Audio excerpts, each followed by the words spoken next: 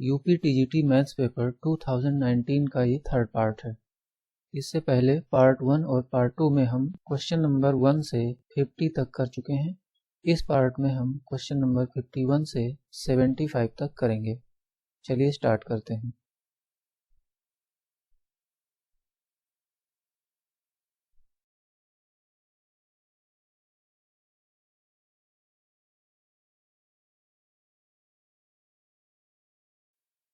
Question number 51 है, यदि sine square x plus i y equal to a plus i b तो a का मान क्या होगा।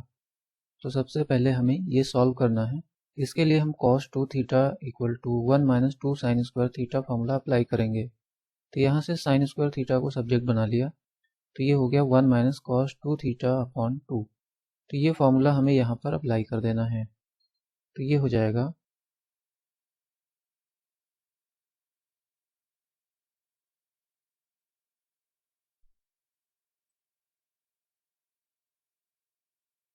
तो ये मैंने फार्मूला अप्लाई कर दिया है।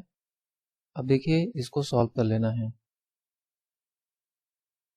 तो 1 upon 2 1 minus cos 2x plus 2iy। अब इसमें हमें cos a plus b formula apply कर देना है। तो ये हो जाएगा 1 upon 2 1 minus cos a plus b। तो इसका होता है cos a cos b minus sine a sine b। तो उसके अकॉर्डिंग हो जाएगा, यहाँ प्लस हो जाएगा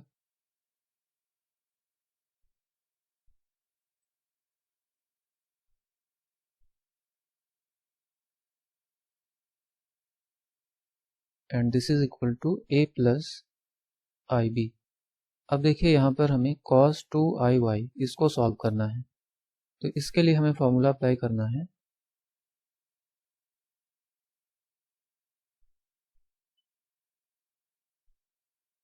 cos i y equal to hyperbolic cos y।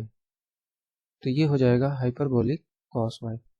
तो 1 upon 2 1 minus cos 2x into hyperbolic cos 2y। तो इसमें जो i है इससे ये हाइपरबोलिक cos में कन्वर्ट हो जाता है। और यहाँ पर हमें इसको सॉल्व करना है। तो इसमें हमें फॉर्मूला अप्लाई कर देना है। Sine i y equal to i into hyperbolic sine y. तो इसमें आई बाहर आ जाता है, तो यहाँ पर आई आ जाएगा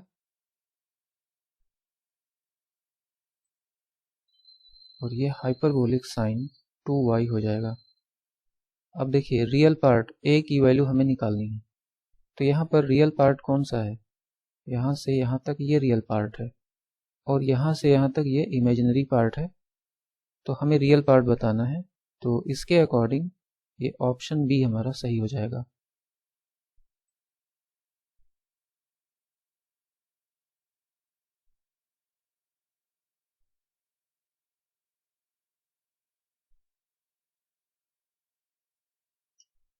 next question 52, sine x plus cos x equal to 1। इसका हमें जनरल सॉल्यूशन फाइंड आउट करना है। तो बहुत आसान क्वेश्चन है। देखिए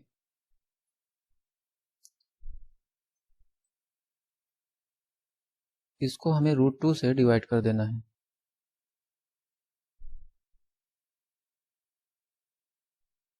अब देखिए ये 1 अपॉन √2 ये हो जाता है cos पाई बाई 4।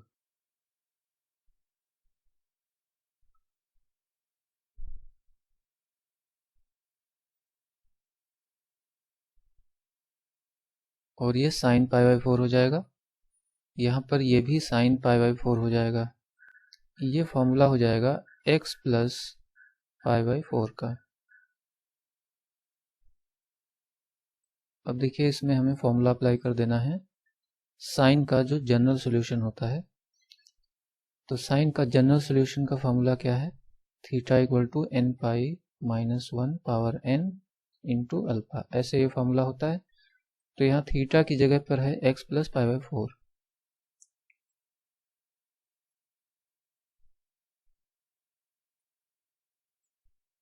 और अल्फा की जगह है π/4।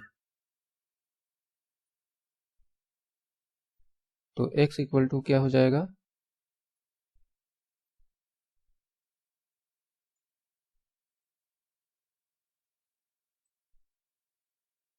ये π/4 इधर माइनस में आ जाएगा, तो इसके अकॉर्डिंग ये सी ऑप्शन सही हो जाएगा।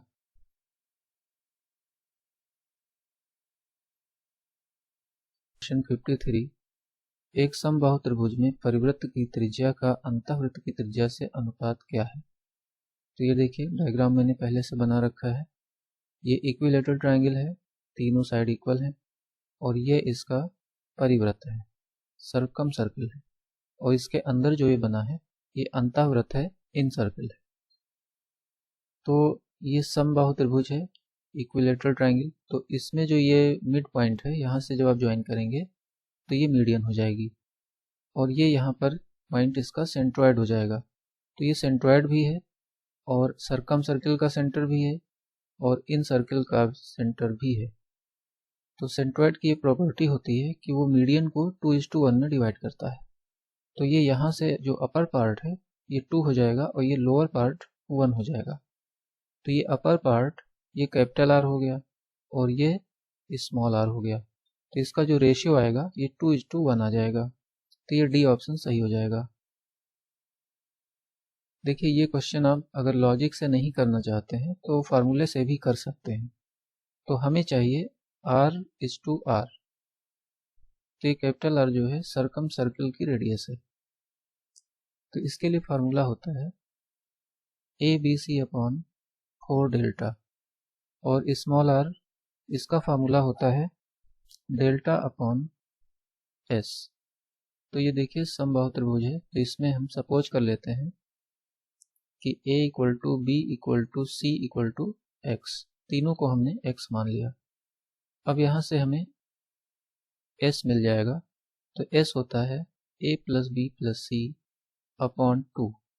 तो ये हो जाएगा 3x/2। अब इसमें हमें वैल्यू रख देना है। तो A B C ये तीनों ही x हैं, तो x³ हो जाएगा /4 डेल्टा, और ये हो जाएगा डेल्टा/3x/2। यहाँ से डेल्टा की वैल्यू भी निकाल लेते हैं। डेल्टा जो है ये इक्विलेटरल ट्रायंगल के लिए होता है √3/4 into side square, that is x²।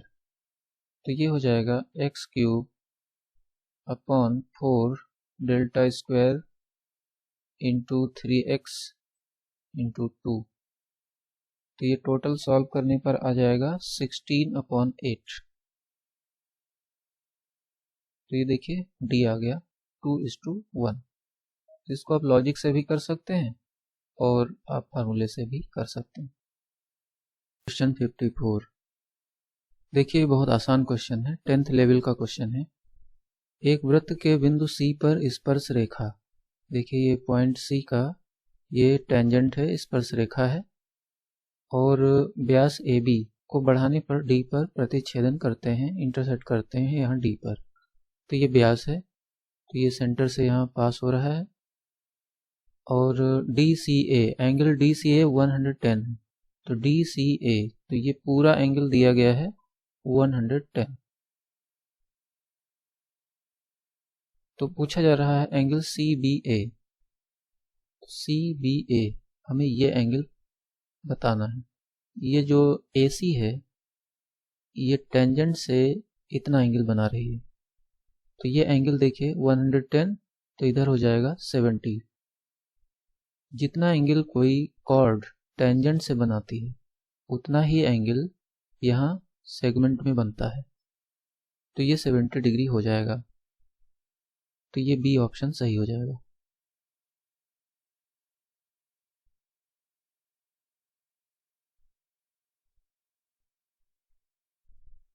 Next question 55, the equation of normal to the parabola y = 4x which passes through the point 6,0 is.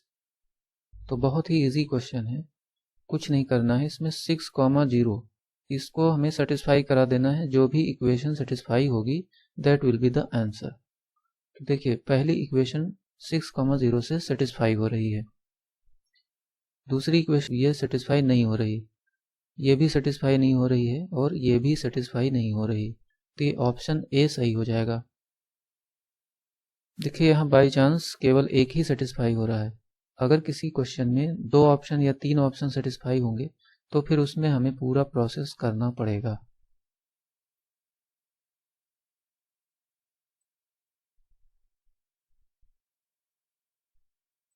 Next question 56।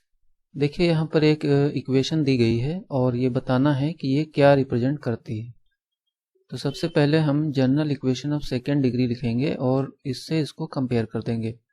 तो देखिए general equation of second degree है ax square plus 2hxy plus by square plus 2gx plus 2fy plus c equal to 0।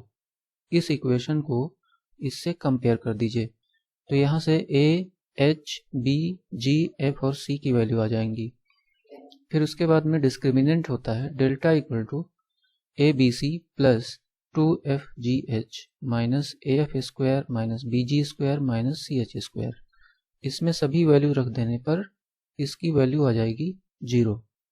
तो जब इसकी value 0 आती है तो ये रिप्रेजेंट करता है पेयर ऑफ स्ट्रेट लाइन।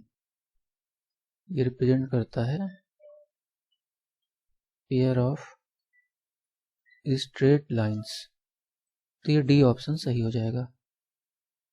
देखिए यहाँ पर परपेंडिकुलर भी कह रहा है, तो परपेंडिकुलर की जो कंडीशन है वो a plus b equal to 0 ये कंडीशन होती है।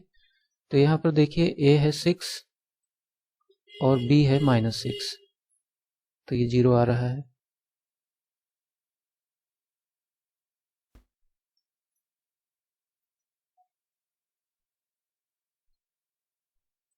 नेक्स्ट क्वेश्चन है 57। देखिए यहाँ पर भी बिल्कुल प्रीवियस क्वेश्चन की ही तरह है। यहाँ एक इक्वेशन दी गई है और ये बताना है कि ये क्या रिप्रेजेंट करती है। तो इसमें भी हम वही काम करेंगे। सबसे पहले इसको हम कंपेयर कर देंगे और उसके बाद डिस्क्रिमिनेंट की वैल्यू निकालेंगे। तो इसमें जो है डिस्क्रिमिनेंट की वैल्यू निकालने पर आती है -1, तो ये 0 के बराबर नहीं आ रही। तो इसका मतलब है कि ये पेयर ऑफ स्ट्रेट लाइन नहीं है। अब देखिए ये ऑप्शन कट हो गया, बचे 3 ऑप्शन। तो इसके लिए हमें निकालना है h स्क्वायर माइनस ए बी। h स्क्वायर माइनस ए बी, तो h देखिए क्या है, एक्स वाई का कोफिशिएंट 2h होता है। तो यहाँ पर 2h इक्वल टू 1 है, तो 2h 1 है तो h क्या हो गया, 1/2 हो गया। फिर a देखिए क्या है, 1 और b वो भी 1 है, तो ये आ जाएगा 1/4 -1 और ये हो जाएगा -3/4। तो माइनस में आ रहा है तो ये लेस देन 1 है। तो जब लेस देन 1 होता है तो ये रिप्रेजेंट करता है इलिप्स को। तो ये ए ऑप्शन सही हो जाएगा। अगर ये ग्रेटर देन होता तो ये हाइपरबोला को रिप्रेजेंट करता और अगर ये इक्वल टू 1 होता तो ये पैराबोला को रिप्रेजेंट करता।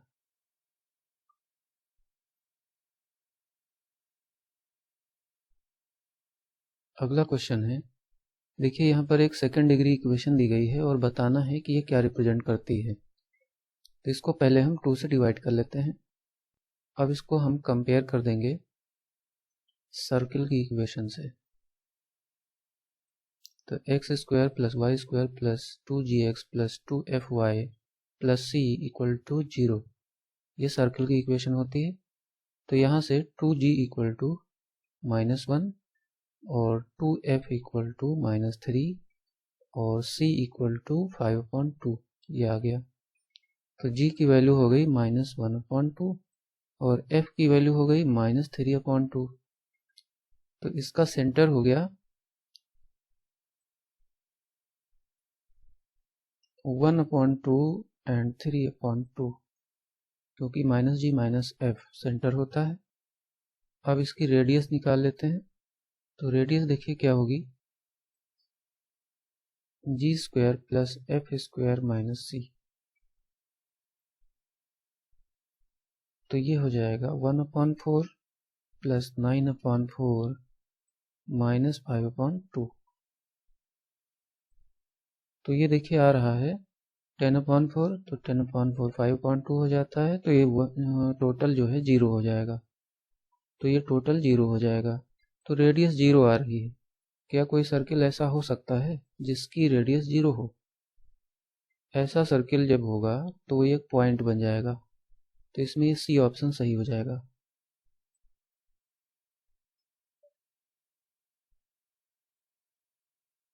नेक्स्ट क्वेश्चन है 60। The equation of normal at the point 1,1 on the curve is. तो हमें इक्वेशन ऑफ नॉर्मल निकालनी है।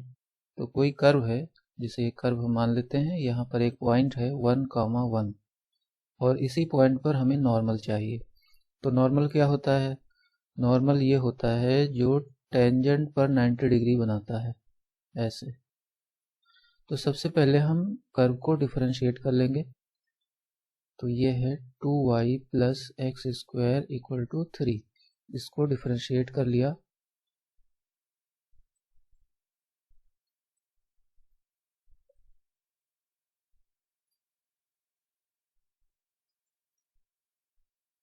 तो ये आ गया माइनस एक्स।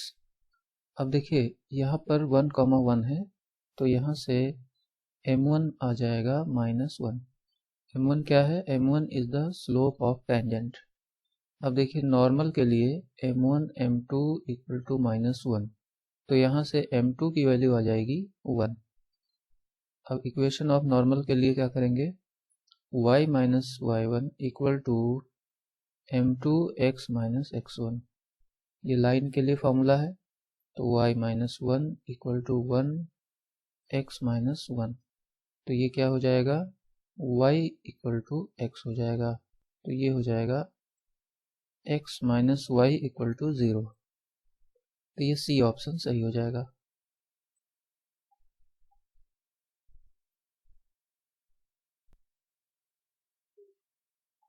अगला क्वेश्चन है 61। तो देखिए ये इंटीग्रेशन का क्वेश्चन है, काफ़ी इजी है। तो सबसे पहले हम इसमें 4 से मल्टीप्लाई डिवाइड कर देंगे।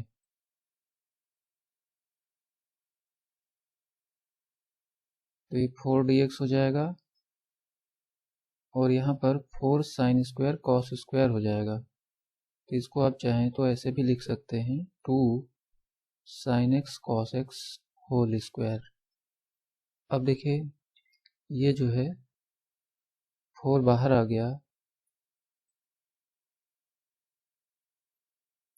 और ये हो जाएगा साइन 2x। रेसिप्रोकल कर देंगे तो ये हो जाएगा cosec 2x whole square, cosec square 2x। Cosec square का इंटीग्रेशन होता है कॉट 2x अपॉन 2। x का कोफिशिएंट ये डिवाइड में आता है।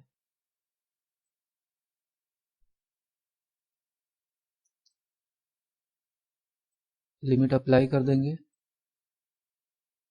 तो ये हो जाएगा। देखिए ये माइनस में होता है यहाँ पर, तो माइनस भी हम बाहर ले सकते हैं। तो ये हो जाएगा कॉट 2π/3 माइनस कॉट 2π/4। देखिए ये -2 हो गया। 2π/3 ये 120 डिग्री होता है, तो इसकी वैल्यू होती है कॉट में 1/√3 और कॉट 90 तो ये हो जाता है 0। तो इसका आ जाएगा 2/√3। तो ये सी ऑप्शन सही हो जाएगा।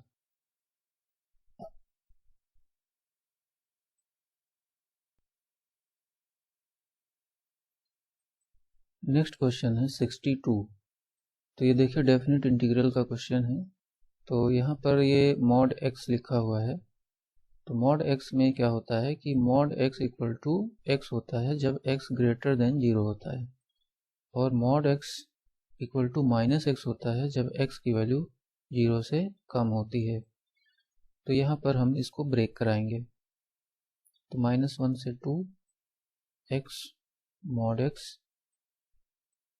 dx this is equal to -1 to 0। तो -1 to 0 इसमें हो जाएगा -x² dx प्लस 0 to 2 इसमें हो जाएगा x² dx। अब इसको सेपरेटली सॉल्व कर लेना है, तो माइनस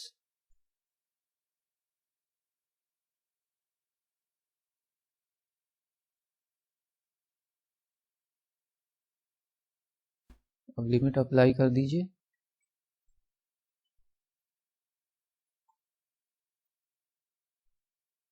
तो ये टोटल आ गया 7/3। तो ये डी ऑप्शन सही हो जाएगा।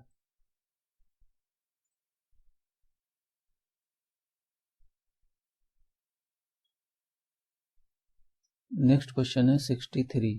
तो बहुत इजी क्वेश्चन है, 10th लेवल का ही है। SCF निकालना है देखिए दोनों का। तो पहले हम दोनों के फैक्टर कर लेते हैं। तो पहले का फैक्टर क्या हो जाएगा, इसमें हम x² को कॉमन लेंगे, फिर 4 कॉमन हो जाएगा। तो ये देखिए इसका फैक्टर हो गया। अब दूसरे का फैक्टर हो जाएगा, इसको ऐसे करके इसको हम x³ का होल स्क्वायर लिख सकते हैं। तो ये हो जाएगा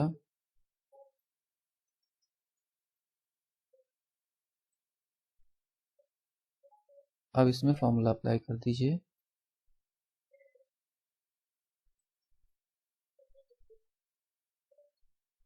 यहाँ पर माइनस होता है और इसका हो जाएगा x-1, इसमें यहाँ प्लस होता है। तो देखिए SCF इसका जो है, SCF क्या हो जाएगा, ये देखिए ये SCF हो जाएगा x-1। तो ये बी ऑप्शन सही हो जाएगा।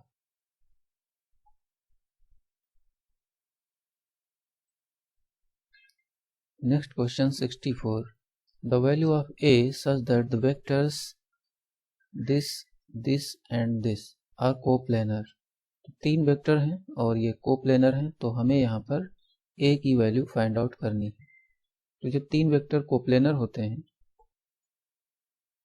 तो उसका वेक्टर ट्रिपल प्रोडक्ट 0 होता है। तो इसका मीनिंग है कि अगर इसको हम डिटर्मिनेंट में लिख लें तो ये इसकी वैल्यू 0 हो गई। अब इसको हमें सॉल्व कर लेना है। तो इसको हम सॉल्व कर लेंगे तो यहाँ से a की वैल्यू आ जाएगी -4। तो ये डी ऑप्शन सही हो जाएगा।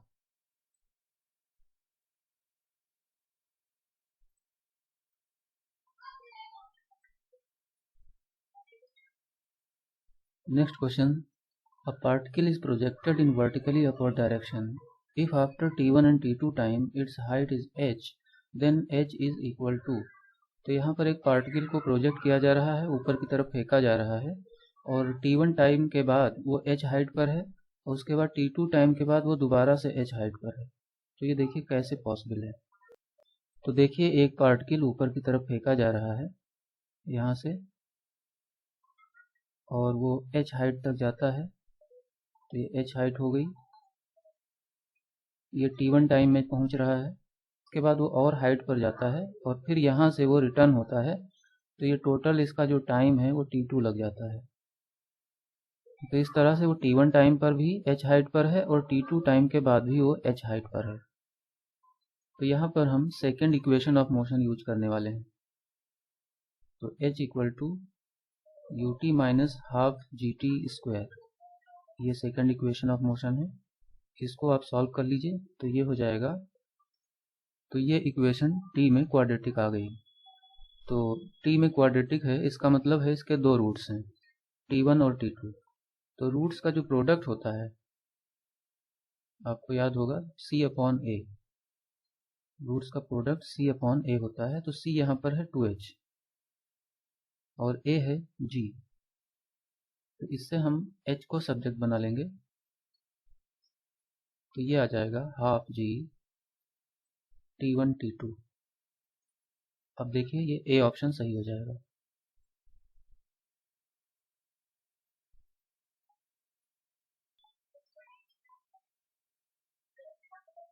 अगला क्वेश्चन है, इसमें एक मैट्रिक्स दी गई है A और कह रहे हैं कि this matrix is symmetric matrix. इसमें 3x + y की वैल्यू फाइंड करनी है। तो सिमेट्रिक मैट्रिक्स होने पर क्या होता है कि जब आप इसका ट्रांसपोज करते हैं तो वो इसी मैट्रिक्स के इक्वल आता है। ऐसा तभी हो सकता है कि जब ये वाला एलिमेंट इसके इक्वल हो।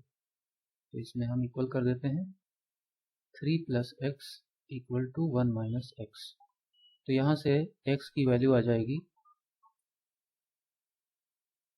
-1, और इसके बाद में ये एलिमेंट इसके इक्वल होता है, तो y + 1 = 5 - y।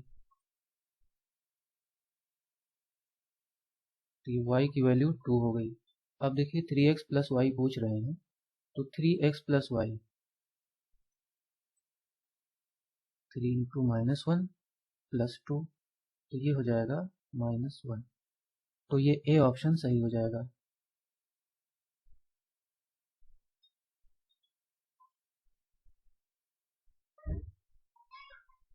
Next question, if in any projectile maximum height is equal to horizontal range, तो एंगल ऑफ प्रोजेक्शन पूछ रहे हैं।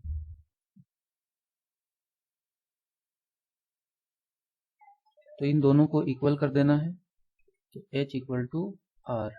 तो यहाँ पर हो जाएगा u² sin² α/g = u² sin 2α/g। देखिए g से g कैंसिल हो गया, u² भी कैंसिल हो गया, तो यहाँ पर आ जाएगा sin² α/2 = sin 2α। sin 2α का फॉर्मूला अप्लाई कर दीजिए। अब देखिए sin अल्फा भी कैंसिल हो गया यहाँ से। अब इसको हम cos अल्फा से डिवाइड कर देंगे, तो ये tan अल्फा हो जाएगा, और ये 2 × 2 = 4 हो जाएगा। तो यहाँ से अल्फा की वैल्यू आएगी tan 1/4। तो ये डी ऑप्शन सही हो जाएगा।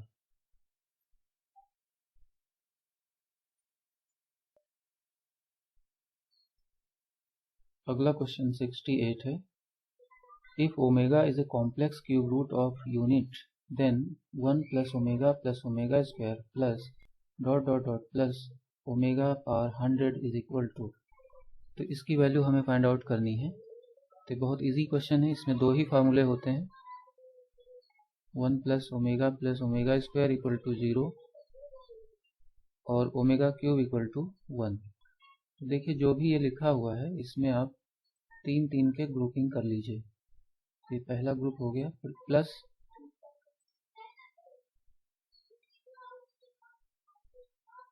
ये अगला ग्रुप हो गया। इसी तरह से ग्रुपिंग करते चले जाएंगे, तो लास्ट में बचेगा omega power 99 plus omega power 100, ऐसे बचेगा। बाकी सब में ग्रुपिंग हो जाएगी। फिर देखिए यहाँ पर आप ओमेगा³ को कॉमन लेंगे तो एग्जैक्टली यही बचेगा। इसी तरह से सभी में कॉमन लेंगे तो सभी में 1 + ओमेगा + ओमेगा² बचेगा। अब आप ये फॉर्मूला अप्लाई कर देंगे तो सभी टर्म 0 हो जाएंगे और लास्ट में केवल ये दोनों टर्म बचेंगे। और इसमें से हम ओमेगा पावर 99 को कॉमन ले लेंगे। फिर ओमेगा पावर 99 को आप लिख सकते हैं ओमेगा³ होल पावर 33। तो ये 1 हो गया। तो इस तरह से ये 1 + ओमेगा हो गया। तो ये बी ऑप्शन सही हो जाएगा।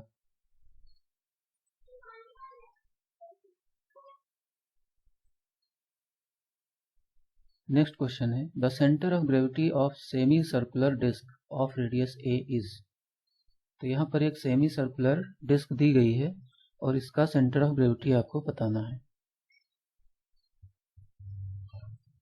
तो देखिए सेंटर ऑफ ग्रेविटी जो इसका है वो एक्स एक्सिस पर ही होगा। तो इसका मतलब है कि इसमें y कोऑर्डिनेट 0 होगा। तो ये डी नहीं हो सकता है। और बाकी के 3 ऑप्शंस को अगर आप केयरफुली देखेंगे तो ये जी की जो सिचुएशन है वो लगभग यहाँ पर आएगी। इसका जो मिड पॉइंट है वहाँ पर जी नहीं होगा। जी की लोकेशन ओरिजिन के करीब होगी। तो अगर आप केयरफुली ऑप्शंस को देखेंगे तो ये सी ऑप्शन सही हो जाएगा। तो ऐसे आप इसको लॉजिक से कर सकते हैं। अब मैं आपको इसका डिटेल सॉल्यूशन बता देता हूँ।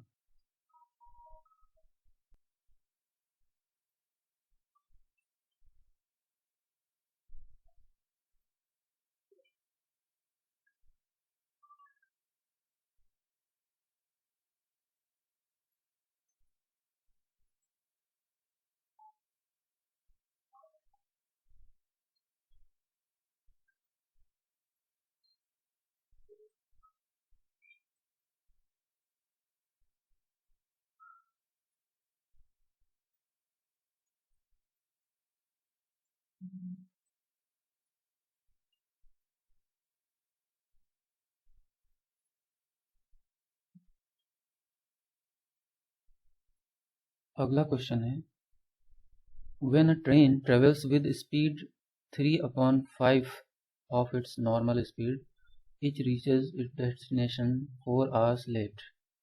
What is the time taken by the train in traveling this distance with its normal speed? तो ये क्वेश्चन है, और एक ट्रेन 3/5 स्पीड से चल रही है तो उसको 4 घंटे ज़्यादा लगते हैं, 4 घंटे लेट हो जाती है। तो बताना है कि टाइम क्या लगेगा कि जब वो नॉर्मल स्पीड से चले। तो इसके लिए बहुत सिंपल फार्मूला है, distance equal to velocity into time. ये फार्मूला अप्लाई कर देंगे तो देखिए यहाँ पर डिस्टेंस सेम है, तो पहले नॉर्मल स्पीड से चल रही थी तो टाइम टी लग रहा था। अब क्या हो गया है कि स्पीड इसकी 3/5 हो गई है, 3/5v, और टाइम 4 घंटे ज़्यादा हो गया है। अब हमें इस पोर्शन को सॉल्व कर लेना है। तो देखिए इसमें v से v कैंसिल हो गया, तो t इक्वल टू 5 भी इधर भेज देते हैं, 5t equal to 3t plus 12, तो 2t इक्वल टू 12, तो t इक्वल टू 6, तो 6 आवर्स लग रहे हैं। तो इस तरह से ये बी ऑप्शन सही हो जाएगा।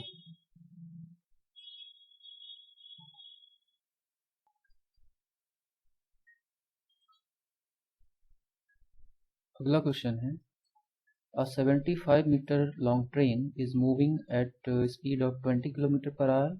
It will cross a man standing on the platform in time. तो एक 75 मीटर लंबी ट्रेन है जो 20 किलोमीटर की स्पीड से चल रही है, 20 किलोमीटर प्रति घंटा की स्पीड से चल रही है। तो प्लेटफॉर्म पर एक व्यक्ति खड़ा है, तो उसको पार करने में कितना समय लगेगा। तो इस ड्यूरेशन में ट्रेन अपनी ही लंबाई के बराबर डिस्टेंस कवर करती है। तो यहाँ पर जो डिस्टेंस है वो 75 मीटर हो जाएगी, और स्पीड जो है 20 किलोमीटर पर आवर है। तो इसको हम चेंज कर लेते हैं मीटर पर सेकेंड में। तो 20 इंटू 5/18, 5/18 जो है ये एक रेशियो है जिससे आप किलोमीटर पर आवर से मीटर पर सेकेंड में चेंज कर सकते हैं। तो ये हो जाएगा 100/18 मीटर पर सेकेंड। अब हम टाइम टेकन निकालेंगे, तो time equal to distance upon speed, तो 75/100/18, तो ये हो जाएगा 75 इंटू 18/100। और इसको रिड्यूस कर लेंगे, 25 3 जा 25 4 जा, और ये भी कट जाएगा, तो ये 27/2 हो गया, तो ये हो जाएगा 13.5 सेकेंड। तो इस तरह से ये सी ऑप्शन सही हो जाएगा।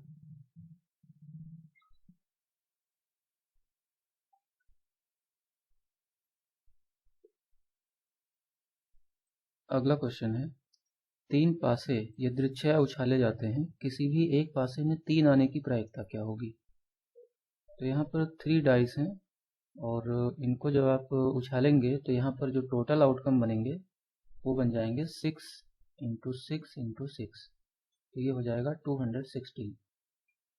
अब इसके बाद कह रहे हैं कि किसी भी एक पासे में 3 आने की प्रायिकता क्या होगी। तो यहाँ पर देख लीजिए एट लीस्ट वर्ड यूज हुआ है, तो एट लीस्ट का मीनिंग है कि कम से कम एक में 3 आना चाहिए। तो यहाँ पर अगर हम 3 को इग्नोर कर दें तो 5 फेसेस बचेंगे पासे में, टोटल 6 फेस होते हैं। तो अगर हम 3 को इग्नोर कर दें, यानी अगर 3 ना आए, तो हमारे टोटल आउटकम कितने हो जाएंगे, 5 इंटू 5 इंटू 5, तो ये हो जाएगा 125। तो ये 125 आउटकम ऐसे हैं जिसमें 3 नहीं है। अब इसको अगर हम माइनस करा दें तो ये आ जाता है 91। तो 91 आउटकम्स ऐसे होंगे जिसमें एटलीस्ट 3 होगा, तो यही हमें चाहिए। तो इसकी जो प्रोबेबिलिटी हो जाएगी 91/216 हो जाएगी। तो इस तरह से ये बी ऑप्शन सही हो जाएगा।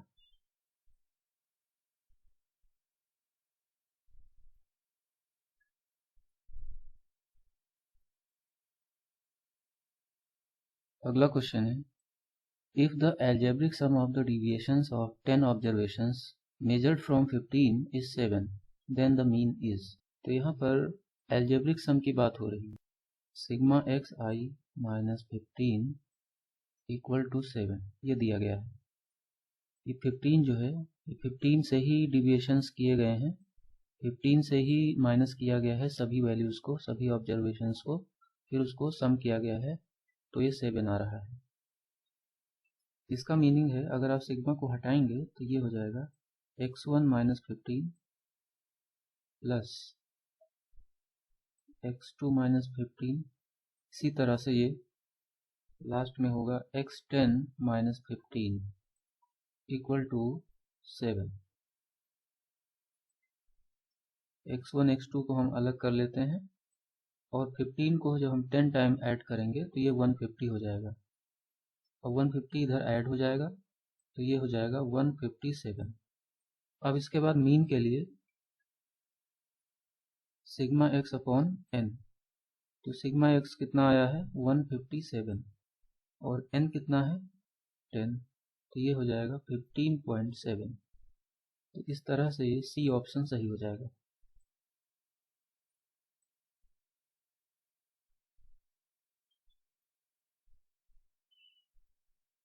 नेक्स्ट क्वेश्चन 74 है, the equations 2x minus ky plus 7 equal to 0 and 6x minus 12y plus 15 equal to 0 have no solution. तो नो सोल्यूशन के लिए क्या कंडीशन होती है, ये 10th लेवल का क्वेश्चन है। तो नो सोल्यूशन के लिए कंडीशन होती है a1 upon a2 equal to b1 upon b2 is not equal to c1 upon c2।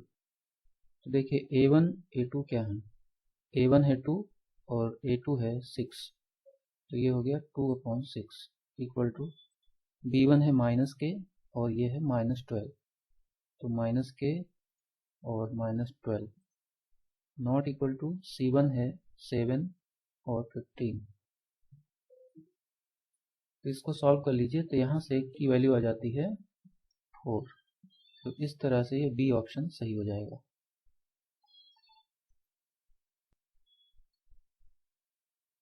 Next question 75 है, इसमें देखिए a plus B plus c equal to 5 दिया गया है, a b plus b c plus c a equal to 10 दिया गया है, और कहा जा रहा है कि a cube plus b cube plus c cube minus 3abc की वैल्यू फाइंड करिए। तो यहाँ पर हम लोग ये फॉर्मूला अप्लाई करने वाले हैं। तो इसमें देखिए a प्लस बी प्लस सी हमें पहले से पता है, और यहाँ पर हमें इसको फर्दर सॉल्व करना पड़ेगा। तो इसको आप लिख सकते हैं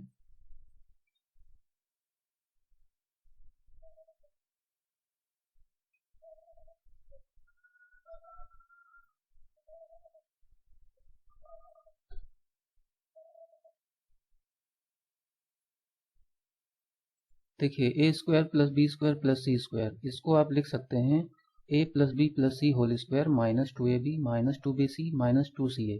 और देखिए minus A B minus B C minus C A पहले से प्रेजेंट है, तो ये इसमें ऐड हो जाएगा, तो ये हो जाएगा 3ab minus 3bc minus 3ca। अब इसमें से माइनस 3 को कॉमन ले लेना है,